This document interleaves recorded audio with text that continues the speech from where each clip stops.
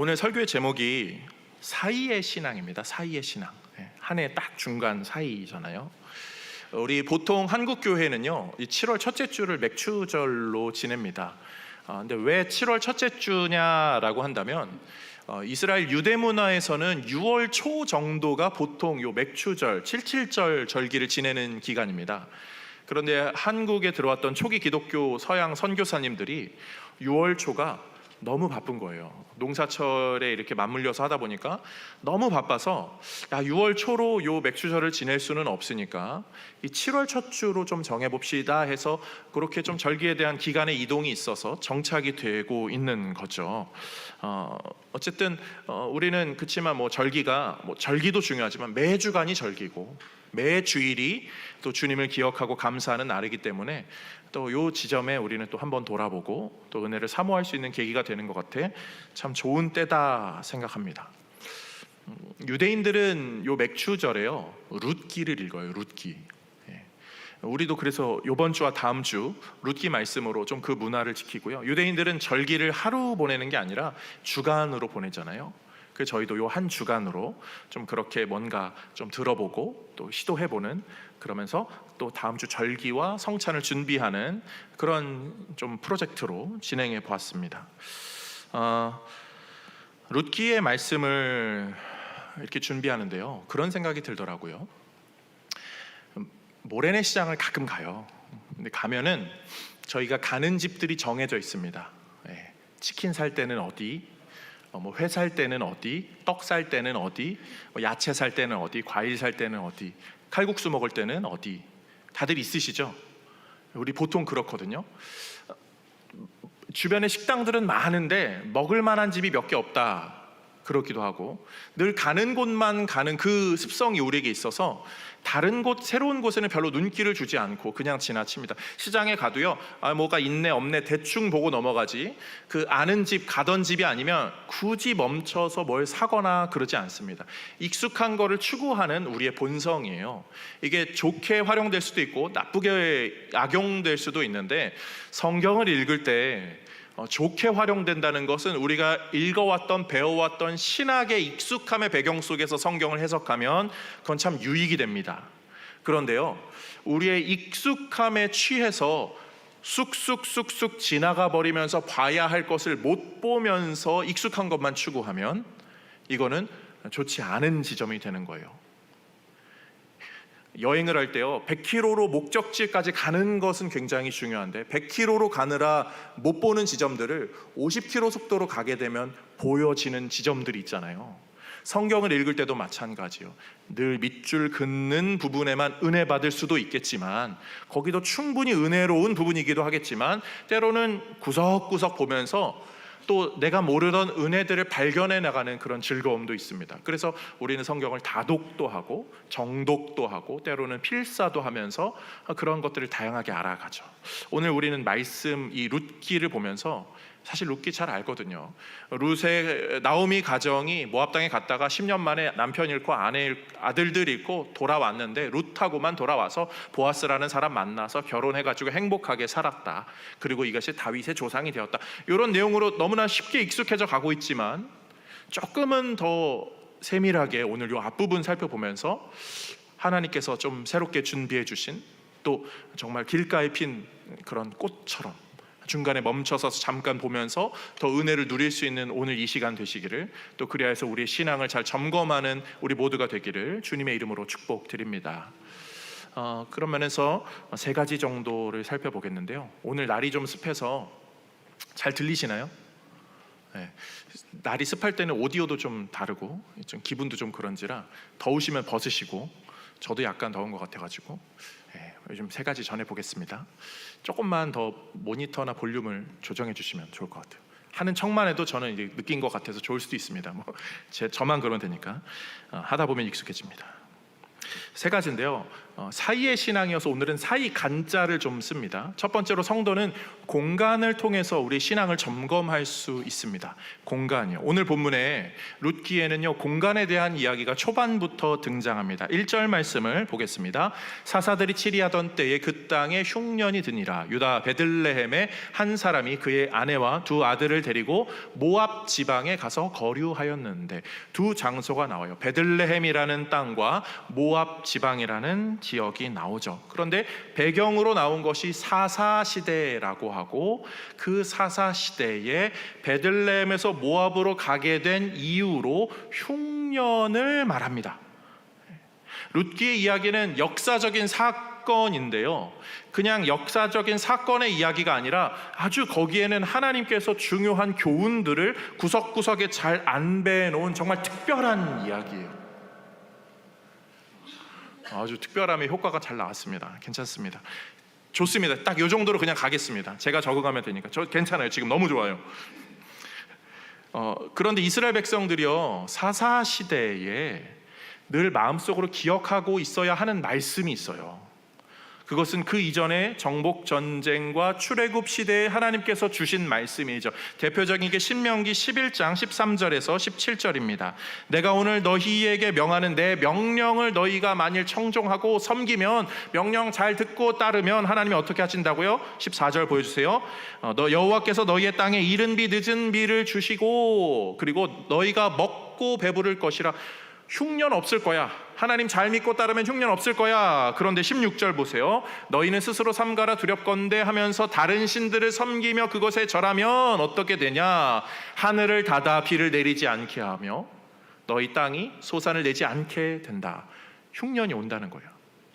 하나님은 분명히 먼저 말씀으로 약속해 주셨어요. 하나님 잘 믿으면 배부르는 인생이 될 것이야. 그런데 하나님을 믿지 않고 이방의 신들을 섬기면 흉년이 너희들에게 찾아올 거야. 그 경고를 분명히 주셨는데, 지금 사사시대에 흉년이 찾아왔다는 것은 그냥 풍년일 수도 있고 흉년일 수도 있어를 말하는 게 아니라, 이 성경의 이야기는 지금 사사시대가 그런 시대가 되어버렸고 사람들이 이방의 신들을 섬기기 시작하였고 그 결과 흉년이라는 것이 정말 찾아오게 되었다. 그때 이 믿음의 가정 한 가정이 이 장소로 옮겼다는 거죠. 똑같은 내용인데 2절은 이렇게 말합니다. 그 사람의 이름은, 베들레헴에서 모압으로 이동한 그 사람의 이름은 엘리멜렉이요, 그의 아내의 이름은 나오미요, 그의 두 아들의 이름은 말론과 기련이니. 성경에서 이름을 굳이 이렇게 자세하게 쓸 때는 나름의 이름의 의미가 이 성경 본문 가운데 어떠한 작용을 한다는 것을 좀 염두에 두는 그런 기록자들의 의도가 좀 담겨 있어요. 그 뒷부분에 유다 베들레헴 에브랏 사람들이더라. 그들이 모압 지방에 들어가서 거기 살더니 1절에도 똑같이 나오죠. 베들레헴 모압. 2절에도 베들레헴 모압. 장소가 똑같이 반복이 되는 거예요. 뭔가 장소의 이동이 의미가 있다는 거죠. 그런데 그 이동한 사람이 누구라고요? 엘리멜렉. 자막으로 준비했는데, 엘리멜렉은요, 엘이 보통 하나님, 리 하면 나의입니다. 멜렉 하면 왕. 나의 하나님은 왕이십니다. 그래서 아비멜렉 하면 아비도 이제 아버지라는 의미거든요. 나의 아버지는 왕이십니다, 이런 의미인데, 엘리멜렉은 나의 하나님은 왕이십니다라는 그 고백을 하는 사람이 하나님의 왕이심을 알고 하나님을 따라 섬기는 삶을 살아야 되는데, 그러면 풍년의 삶이 이어지는데 그런 삶이 아니라 흉년이 찾아와요. 그 시대가 하나님을 버리는 시대가 돼서 거기에 물들어서 흉년이 찾아왔을 때 하나님 찾는 신앙으로 버텨야 되는데, 버티는 것이 아니라 공간을 놔버리고 다른 공간을 찾아가는 거죠. 괜찮지 않은 거거든요. 이런 상황이 찾아오면 빨리 정신 차리고, 나의 하나님이 왕이십니다, 왕이신 하나님을 내가 더 붙잡습니다, 다른 것들은 다 제하여 버립니다 라는 신앙으로 살아야 되는데, 아니요, 이 사람은 그렇지 않았다고요. 입술의 고백은, 그의 이름은 하나님은 왕이십니다 라고 말할지 모르겠지만 실상의 삶은 하나님을 왕으로 여기지 않고, 내가 잘 살아야겠으니까, 일단 먹고 살아야겠으니까 저 풍요의 땅으로 가야겠다, 그리고 모압으로 가게 된 거죠. 여기서 우리가 배울 수 있는 아주 중요한 신앙의 교훈이 있어요. 그것은 성도가 추구하는 공간이 성도의 정체성과 연결이 있다는 거죠. 그 자리를 지키고 하나님의 약속의 땅으로 지키면서 거기에 있어야 될 그가 다른 곳으로 갔다고요. 학생의 정체성은 배우는 거잖아요. 학생의 정체성을 가장 잘 드러내는 공간은 책상입니다. 책상 앞에 앉아서 공부하고 배우고 익히고 그러면서 실력을 쌓아가야 되는데, 만약에 그 학생이 PC방을 더 좋아하는 학생이 되면 어떡하죠? 정체성이 흔들리는 거예요. 공부가 아니라 유희가 더 즐거운 거죠.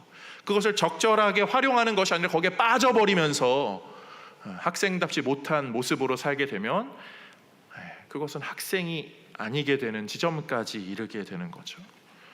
공간요. 성경은 공간을 우리에게 다양하게 이야기하거든요.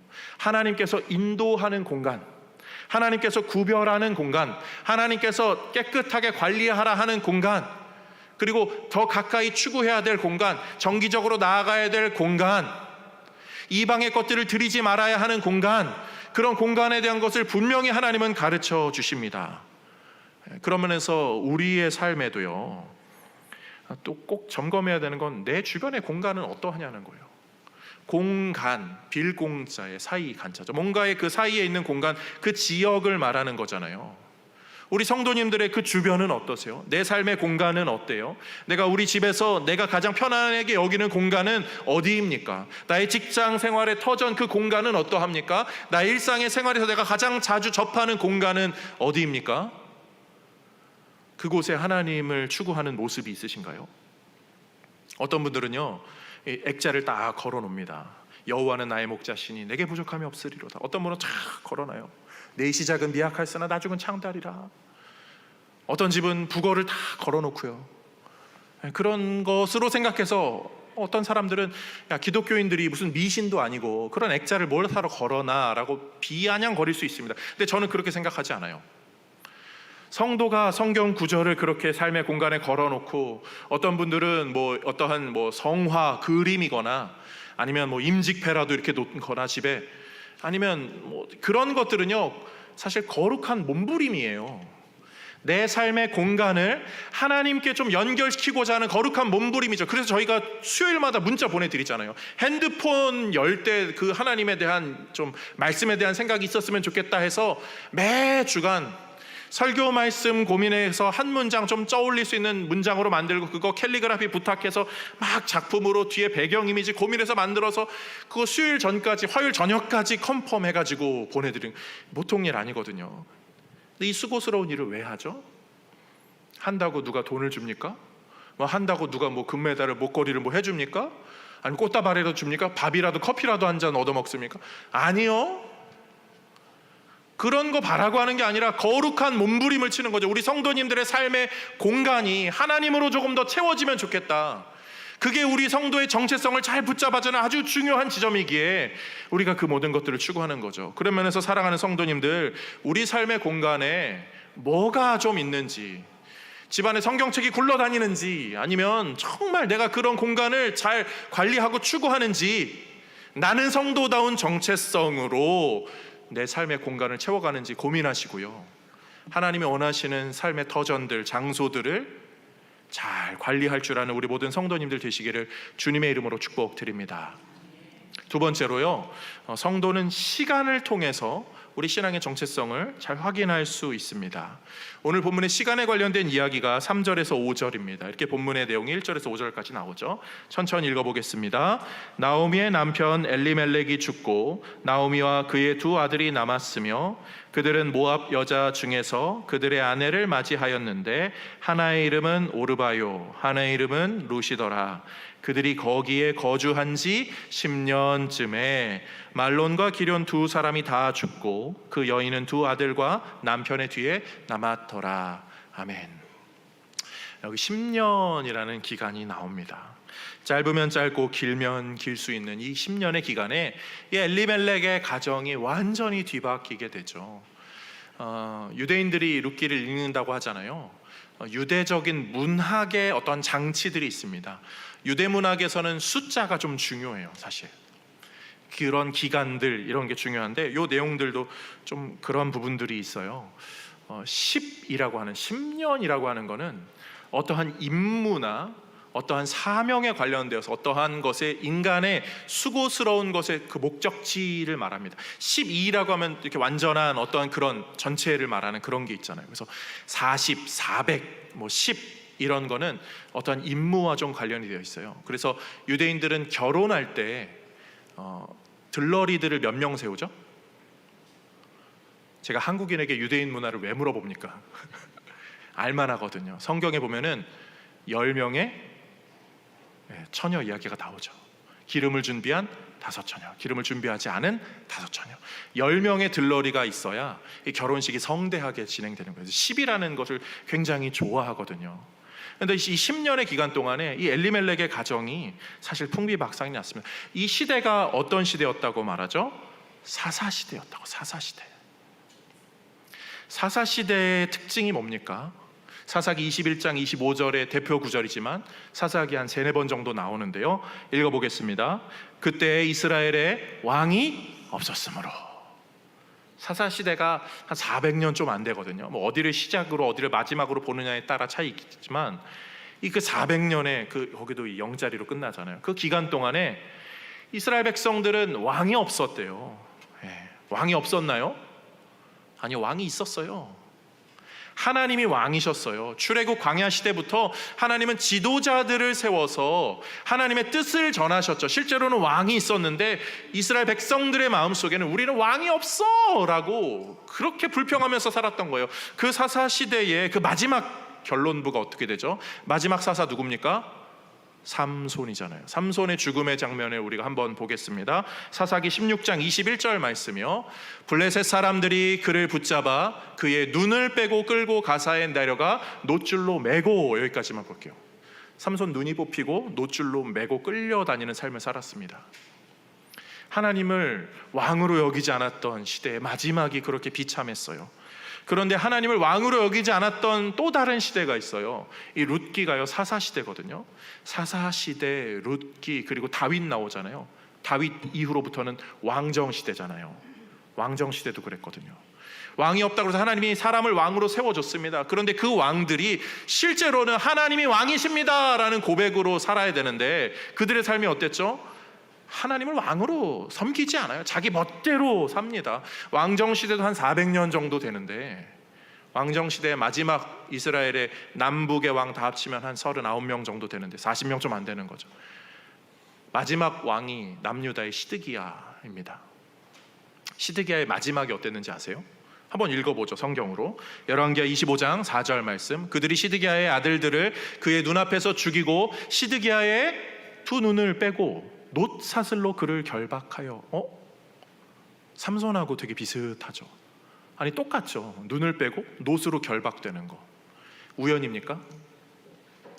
400년의 시간들을, 그 시간들을 어떻게 보냈느냐, 왕으로 하나님을 섬기지 않았던 그 결과 똑같은 일이 반복된 거예요. 하나님을 왕으로 모시지 않은 그 결과 하나님은 그 시간을 어떻게 보내느냐에 따라서 그 시간의 그 말미에 그 시간에 따른 상과 벌을 준비하시죠. 엘리멜렉의 가정이 어땠습니까? 하나님을 왕으로 섬기는 그 모습이 있었어요? 없었어요. 이방의 땅으로 갑니다. 그 장소를 고집해야 되는데 이방의 땅으로 갑니다. 그 결과 엘리멜렉도 죽고 아들들도 다 죽어요. 이 삼손과 시드기야의 그것은요 그냥 우연이 아니라 여호수아에 보면 이런 말씀 나와요. 여호수아 23장에 보면요, 너희가 만일 돌아서서 너희 중에 남아있는 이 민족들을 가까이 하여 더불어 혼인하며 서로 왕래하면, 막 그러잖아요. 삼손도 그러고 이스라엘 왕들도 그러잖아요. 그러면 너희에게 올무가 되며 덫이 되며 너희 옆구리에 채찍이 되며 눈에 가시가 되어서, 옆구리, 올무, 눈, 가시, 이 모든 것들에 대한 그 결과물로 그냥 올무 정도가 아니라 눈이 뽑히고 옆구리에 놋 사슬로 결박되는 그 일로 가는 거, 하나님이 경고하신 내용입니다. 사실 엘리멜렉도 마찬가지죠. 하나님이 왕이시다고 하지만 왕이신 하나님을 섬기는 자리가 아니라 세상신을 섬기는 그 자리로 떠나가게 되면 살 수가 없죠. 성도가 하나님 떠나서 살 수 있습니까? 그 모습을 보여주는 거예요. 결국은 다 죽어가는 그 인생, 10년의 인생이 그렇게 흘러가죠. 한 해 중반 지점이거든요. 벌써 7월 첫 주입니다. 시간이 뭐라고 하죠? 시간은 화살과 같다고 그래요. 시간이 어떻게 흐른다고요? 속절없이 흐른다고 합니다. 속절이 뭡니까? 매듭 속자에 마디 절자죠. 이 줄에 매듭이 없다는 거예요. 줄다리기 할 때 매듭 있는 쪽 잡는 게 유리합니까? 매듭 없는 쪽 잡는 게 유리합니까? 매듭 있는 쪽을 잡아야죠. 그래서 뭐 관악산 같은데 무슨 악자 들어간 산 가면 옛날에는, 지금도 그런지 모르는데 밧줄 이렇게 있고 그거 타고 올라가는 구간 있었잖아요. 등산 안 하세요? 한번 추진해야겠군요. 또 우리 남자 집사님들은 아실 거예요. 제가 제일 못하는 거. 지난번에 같이 한번 갔다가 저 때문에 많이 기다리셨거든요. 근데 그 마디가 없으면, 묶음 매듭이 없으면 쭉쭉 밀려나면, 속절없이 시간이 간다는 건 시간을 붙잡을 수 없는, 줄이 그냥 쭉쭉 풀려 간다는 거예요. 근데 거기서 이 시간을 어떻게 쓰는지에 대한 인식이 없으면요, 성도는 삼손처럼, 시드기야처럼 눈먼 인생이 되는 거예요. 그냥 휘감겨가지고 다른 사람들이 좋다고 하는 것에 끌려갑니다. 여기가 좋다더라, 저거 해야 잘 산대더라 라고 끌려가는 거죠. 그런데 그렇게 끌려가는 인생의 마지막은요, 눈이 먼 것보다 더 캄캄한 절망의 인생밖에 없죠. 거기에는 빛이 없어요. 소망이 없어요. 우리는 속절없이 흐르는 그 시간의 흐름 속에서 이 인생을 어떻게 쓰는가에 대한, 내가 시간을 어떻게 보내는가, 그냥 세상 사람들이 말하는 그냥 시간을 잘 안배하고 이런 것이 아니라 내 삶의 시간 속에 매듭을 좀 어딘가로 맺어 주셔야 된다는 거죠. 그리고 그 매듭에는 항상 하나님이 계셔야 된다는 거예요. 그래서 믿음의 성도들은 어떻게 하죠? 아침에 일어나면 하나님, 오늘 하루의 시작을, 그리고 하루의 전부를 하나님께 드립니다 라고 하면서 가장 먼저 기도의 자세로 살아갑니다. 그리고 조금 더 신앙이 잘 삶에 정착되신 분들은 주무시기 전에 하나님, 오늘 하루 감사합니다, 밤도 하나님께 맡깁니다. 밤도 하나님께 왜 맡기죠? 밤은 무방비잖아요. 내가 할 수 있는 게 아무것도 없는 이 시간을 어떠한 위협에서부터 막아주시고 평안하게 잠을 허락하여 주셔서 회복하게 하여 주옵소서. 자기 전에도 그래서 기도하는 신앙이 참 중요한 거죠. 제일 취약한 게 정신없이 사는 낮입니다. 낮에는요, 사람들하고 틈바구니 사느라 막 정신없어요. 그런데요, 세상 사람들은요, 바빠도 꼭 한 번씩 하는 게 있어요. 뭐죠? 착착착 뭐 이거 있잖아요. 팍 이렇게 하는 거. 바빠도 합니다. 아시죠? 그 사람들은 중간중간에 꼭꼭 챙겨서 합니다. 이건 진짜 뭐 몸에도 좋지 않다고 그러는데, 비싸기도 하다는데 꼭꼭 챙겨서 합니다. 근데 그때마다 우리는 나 저때 나는 그럼 하나님 찾아야지 생각하셔야 돼요, 사실. 그래서 저희가 이번 주 11시 59분에 문자 보내드리는 거예요. 밥 먹고 나른할 때, 뭐 사람들은 뭐 이렇게 담배도 한 대 태우고 아니면 이렇게 한 바퀴 걷고 막 이렇게 하잖아요. 1시간 점심시간이면 뭐 10분 정도 그렇게 할 수 있잖아요. 그때 우리는 요거 틀어놓고 들으면서 하시라고요. 찬송가 넣고 뒤에는 찬양 넣고 메시지 놓은 이유는, 유튜브로 이렇게 중간에 제가 이렇게 점프 뛰게 해놨거든요. 시간이 안 되시는 분들은 들으시라고. 나는 찬송가가 좋아하면 찬송가 많이 들으시고, 나는 우리 목사님 목소리 그래도 듣고 싶어 하는 분들은 들으시고, 뒤에 찬양 좋아하는 분들은 찬양 들으시라고요. 그러니까 그런, 아시죠? 삶에 매듭이 있어야 된다고요. 매듭이 있어야 속절없이 흐르는 시간에 내가 뭘 붙잡고 어디에 매달려 있고 어디에 저항할 수 있는지, 성도가 그러게야 제대로 살 수 있다고요. 소망하기는 우리의 시간이 어떤 시간을 보내고 있는지 한번 점검하며 거룩한 성도로 세워진 우리 모두가 되기를 주님의 이름으로 축복드립니다. 마지막 세 번째로요, 성도는 인간을 통해서 우리의 신앙을 점검해야 됩니다. 그래서 오늘은 공간, 시간, 인간, 이렇게 머리를 굴렸습니다. 쉽지 않았습니다. 요거 안 나오면 제가 설교 못 쓰거든요. 근데 이번 주 너무 감사했어요. 룻기 말씀으로 정말 이런 게 나오네 이러면서. 룻기에는요, 중요한 인물들이 등장하죠. 뒤에 부분 7절과 8절인데요, 두 며느리가 등장합니다. 오르바라는 며느리와 룻이라는 며느리죠. 나오미가, 시어머니 나오미가 이야기합니다. 야, 남편도 죽고 아들들, 니네들의 남편들도 다 죽었으니까 너희 모압 사람들이니까 그냥 너희 새 출발해라, 모압으로 돌아가라 라고 합니다. 그런데 오르바는 모압으로 돌아가고요, 룻은 어떻게 하죠? 어머니를 선택해서 이스라엘로 가는 그 결정을 합니다. 우리는 잘 알고 있지만 저는 이 본문을 조금 더 낯설게 보면 오르바가 너무나 마음이 이해가 돼요. 왜요? 오르바는 새 출발을 할 그런 더 좋은 베이스를 찾은 거죠. 이스라엘에 들어갈 때요, 모압과 암몬은 회중에 들어가지 못한다라고 말하거든요. 신명기 23장 3절에 분명히 그렇게 기록하고 있어요. 그러니까 모압 사람들은 이스라엘에 가면 이방인 취급당해요. 굉장히 좋지 않은 취급을 당합니다. 게다가 모압과 암몬은 이스라엘과 그 광야 생활을 하는 동안에 좀 관계가 좋지 않았어요. 그 출신부터 그러잖아요. 롯의 아내가 죽었을 때 그 딸들이 이렇게 해서 세연결한 민족이 모압과 암몬이잖아요. 그런데 오르바는 그런 걸 알아서인지 아니면 유대 문헌들을 살펴보면, 요 유대 문헌이 좀 재밌거든요. 유대 문헌에 보면요, 그 오르바와 룻의 가문이 굉장히 유력한 가문, 거의 뭐 왕족에 버금가는 그런 왕족이었다 하는 그런 기록들이 있습니다. 그래가지고 처음에 엘리멜렉과 이 나오미가 갔을 때 굉장히 선대받았다고 해요. 그리고 사실 갔는데 결혼할 수 있다는 거, 그런 뭔가의 배경적인 이렇게 쿵짝쿵짝이 잘 맞았다는 거죠. 근데 유대 문헌은요, 거품이 좀 있습니다. 정말 왕족인지는 모르겠어요. 거품이 어느 정도까지 꼈냐면 이런 거예요. 오르바와 룻이 있습니다.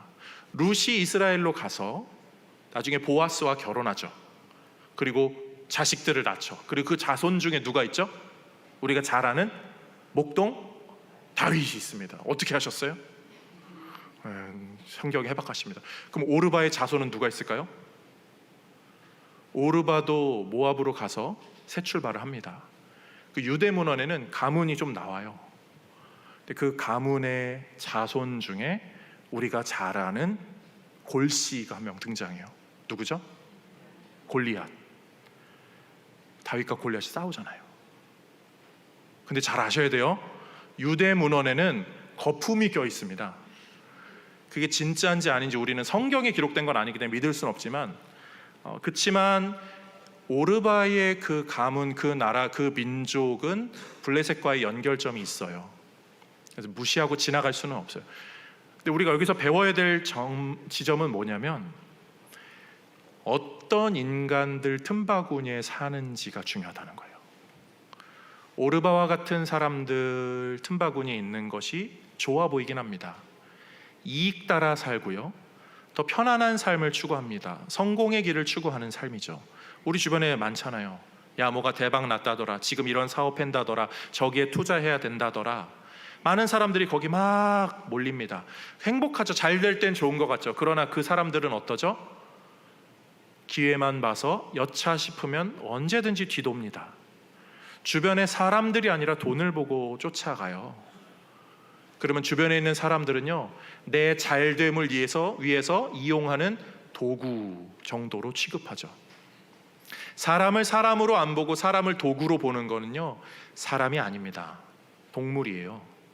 내가 배부를 때는 같이 놀아주지만 내가 배고플 때는 잡아먹는 게 양육강식 동물들의 모습인 거죠. 인간은 뭐가 인간입니까? 사람인자 이렇게 쓰잖아요. 사람과 사람이 기대야 된다고요. 인간, 사이간자잖아요. 사람과 사이의 그 사이에 있는 관계성을 이야기하는 거예요. 사람은요, 그 관계를 중요하게 여길 줄 알아야 되는데, 관계가 아니라 이득을 취하는 것은 세상적으로는 좋아 보이지만 사람이 아니에요. 인간이에요. 아니에요. 그건 동물이에요. 오르바의 그 선택은 그런 겁니다. 그렇지만 룻의 선택은 어떠하였죠? 우리가 잘 아는 장면 있잖아요. 룻기 1장 14절 말씀, 그들이 소리를 높여 다시 울더니 오르바는 그의 시어머니에게 입맞추되 룻은 그를 붙쫓았더라. 붙쫓다라는 표현이 한글 성경에는 여기만 나옵니다. 근데 다바크라고 하는 히브리어 단어인데, 다바크로는 좀 다양하게 쓰여요. 남자와 여자가 결혼할 때, 그리고 아주 강력한 약속이 체결될 때, 딱 붙어서 떨어지지 않는 무언가를 설명할 때 붙쫓았다, 다바크 되었다 라고 말하는 거죠. 사랑하는 성도님들, 내 주변에 어떤 사람들과 붙어 계세요? 어떤 사람들과 관계를 맺으면서 살고 계세요? 그래서 교회가 필요한 거죠. 세상 사람들이 자기를 원하는 막 그런 모습이 아니라 정말 우리는 정말 신앙적인 길로 같이 가봅시다 해서 우리 교회가 이 시대에, 이 땅에, 우리 인생 가운데 필요한 거예요. 이번 주에 가수 한 분이 컴백했습니다. 김건모 씨요. 김건모 모르시는 분 계세요? 모르면 간첩이잖아요. 우리 시대는 다 아니까. 대표곡 뭐죠? 아는 척 하셔도 됩니다 좀. 지금도 죄송합니다. 막 피아노 치면서 엄청 우리 때 엄청 유명하셨잖아요. 그런데 인생에 좀 풍파를 겪으면서 공백기가 길었습니다. 음악을 거의 하기 싫어서 피아노를 거들떠도 안 못해요. 근데 그분이 이번 주 그 컴백을 하시면서 SBS 인터뷰 전문 이렇게 나와서 그걸 보는데요. 정말 음악이 싫어서 하기 싫었는데 피아노는 거들떠보지도 않았는데 기타를 좀 치고 있었대요. 그냥 기타는 조금 이렇게 기타 초보라 그냥 이렇게 하고 있었는데 우연히 TV에 조범진 씨가 나와서 노래하는 걸 들었는데 그 가사가 되게 이렇게 은혜가 됐다고 그러더라고요. 되게 도전이 됐고 위로가 됐대요. 그런데 공교롭게 그 시즌이 얼마 되지 않아서 조범진 씨와 실제로 연결이 됐다는 거예요. 근데 김건모 씨가 그 인터뷰에서 딱 그 부분을 이야기하면서 하나님께서 나를 아직 버리지 않으셨구나, 그런 이야기를 인터뷰하고 SBS에 딱 실렸더라고요. 그래서 김건모 씨가 기독교인인가? 그렇게 술을 좋아하시는데 막 그 소주 정수기 놓고 드시는 분이잖아요. 그래서 항상 얼굴도 이렇게 눈빛도 좀 약주 많이 하셨네. 근데 노래는 너무 잘하시는데 근데 조범진 씨 기독교인이거든요. 조범진 씨 CCM 그 활동합니다. 원래 기타리스트였는데 그분 노래 들으면요 정말 그 가요지만 그 우리 기독교인의 정서가 담겨 있음을 확인할 수 있어요. 되게 위로하는 그런 메시지들이 있거든요. 근데 김건모 씨가 조범진 씨랑 그렇게 연결이 되고 나서 기타를 이제 쳐보니까 시도 때도 없이 연락해가지고 기타에 관련돼서 이런 조언을 듣고, 근데 조범진 씨가 그걸 다 받아줬대요. 그러면서 김건모 씨가 회복이 차차 된 거죠. 그리고 한번 이렇게 해보자 한 걸로 녹음이 잘 돼서 앨범이 나왔다. 저 김건모 씨 홍보하는 거 아닙니다. 그런 사람이 우리 주변에 있다면 얼마나 좋을까요? 내가 저 흉년으로 저 나락에 떨어져 있을 때 나한테 손 내밀어 주는 사람이 내 주변에 있다면 얼마나 좋을까요? 또 우리가 그런 사람 돼야죠. 우리가 주변에 있는 누군가에게 정말 그렇게 손 내밀어 줄 수 있다면 그것만큼 귀한 인생이 있겠습니까? 하나님 앞에 갔을 때 야, 너 때문에 그 영혼이 정말 위로받고 정말 귀하게 신앙생활해서 수많은 영혼들을 또 인도했대더라. 아마 그런 사람들이 우리 주변에 계셨을 거예요. 또 그런 역할들을 알게 모르게 하셨을 거고요. 너무나 귀하시고요. 우리 성도님들을 정말 그런 면에서 저는 존경하고 또 할 수 있는 마음을 담아 참 축복하고 싶습니다. 그런데 우리가 가진 한 가지 문제가 있다면 우리는 막 들어왔다 갔다 올라갔다 내려갔다를 한다는 거죠. 우리에게 한계가 있어요. 도와주고 싶어도요 잘 못할 때가 많아요. 우리는 능력이 부족해서이기도 하고 때로는 우리의 마음 상태가 그러지 못해서 그렇게 정말 속 편하게 도와주는 게 아니라 우리 마음에 있는 이 이기심 때문에 잘 못 도와주기도 합니다. 사실 남이 조금 배고픈 것보다, 남이 많이 배고픈 것보다 내가 조금 배고픈 게 더 신경 쓰이잖아요. 우리 그런 존재잖아요. 우리는 도와주는 데 한계가 있습니다. 그래서 우리가 여기 앉아 있는 거예요. 우리 기독교는요 그냥 뭐 윤리적으로 도덕적으로 훌륭하게 삽시다는 그런 뭐 명상하고 그런 종교가 아니죠. 우리 기독교의 아주 중요한 정체성은요, 주님 저는 잘 못하겠어요. 도와주고 싶어도 저는 능력이 안 돼요. 제가 누구 도와줘 봤는데 그 사람 진짜 진절머리 하는 거 보고 학을 띠고 저는 다시는 안 그러기로 했어요. 우린 그런 존재거든요. 그래서 주님 저는 못하겠어요. 그래서 주님이 좀 도와주세요. 주님이 저 인생을 좀 도와주세요. 주님이 나를 좀 도와주세요. 그래서 우리가 여기 있는 겁니다. 우리는 예수님 믿는 그런 종교예요. 근데 예수님이 어떤 은혜를 우리에게 주셨는지 아세요? 복음이 뭡니까? 예수님이 우리의 시간 속으로 들어오셨어요. 예수님이 우리의 공간 속으로 들어오셨어요.